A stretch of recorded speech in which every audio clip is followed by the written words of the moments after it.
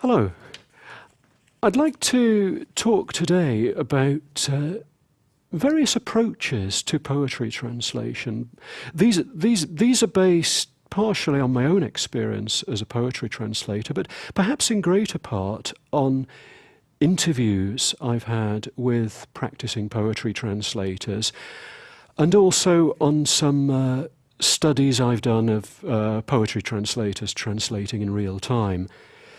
Now, these are looking both at rhymed and unrhymed poetry, where, to tell you the truth, there isn't a great deal of difference, apart from the fact that, obviously, translators translating rhyme have to deal with another factor, which is rhyme. But even unrhymed poetry presents problems.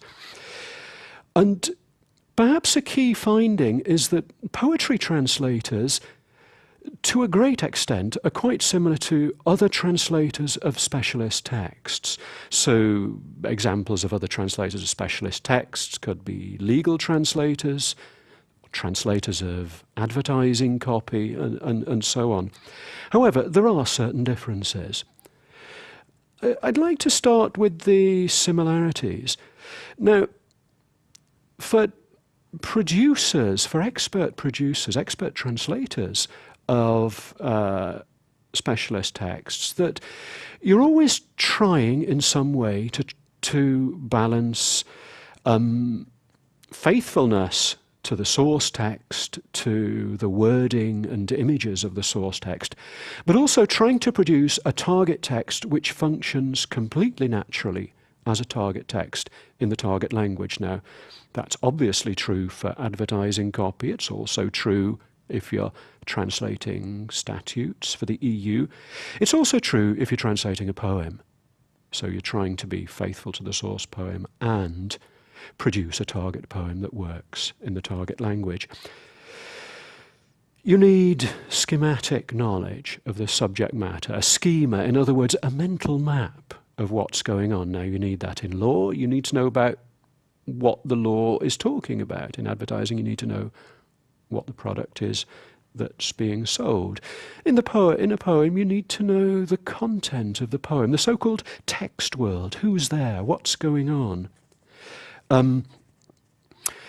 Poems, of course, can really be very difficult to understand.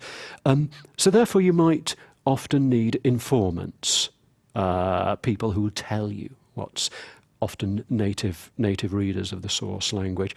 Yeah, maybe that's a slight difference between poetry and other genres. You need the ability to produce high-quality target text. Now, with advertising copy, you need to be able to produce advertising copy. With poetry, you need to be able to produce poems, which is a fairly specialist skill. It involves being able to write poetry like a native writer-poet. That's perhaps why many poetry translators are indeed poets. You need an excellent target language command, which is probably why most poetry translators are either native writers or bilinguals of the target language. What's dissimilar, however, is firstly that there's no routine. With a legal text, your next legal text will probably be in something broadly similar to the last legal text. The next poem, even by the same poet, might be about something completely different from the last poem. So each poem sets new challenges. Second is the sheer density of challenges that, okay, with advertising copywriting, you're dealing with allusion, perhaps with word sound. With a typical poem, like a Shakespeare sonnet, shall I compare thee to a summer's day, thou art more lovely and more temperate, you're dealing with rhyme, rhythm, allusion to what summer is like in the Northern Hemisphere. You might be dealing with wordplay. The poet might be using different voice, so old language, new, up-to-date language, slang, and so on. The poet might have a specific style of their own, and so on. And all of this is in an extremely short space. So another special thing of poetry translation is it's extremely slow. So 300 words a day, if you're lucky, to produce a poem. But you don't produce a poem in a day. You do it over the day. The 300 words a day are spread over many drafting sessions, over many weeks very often. Now, poetry translators, in tackling all these problems, take various approaches now which have been identified by experts over the centuries. I'd like to my own research shows that people tend to fall into three groups. At one extreme we have what might be called the wordsmith, for whom words and images, what's going on in the semantics of the source poem are very important. What it means is the music, the sound, isn't so important.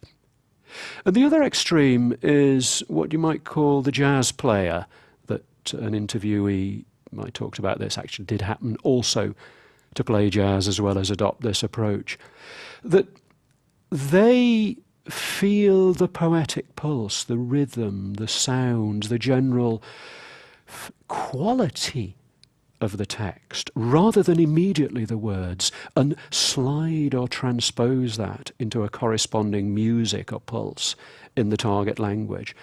Then they look at the words. However, most people fall between these extremes. You might call this the librettist, who are trying to balance sound and semantics.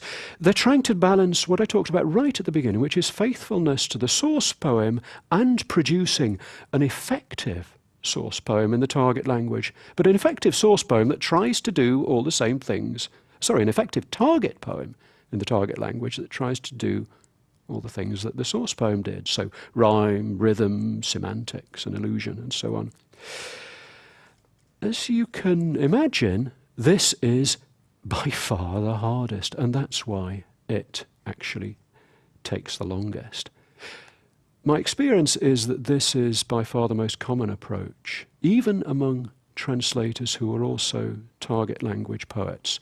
At least it's the most common approach in late 20th, early 21st century Europe.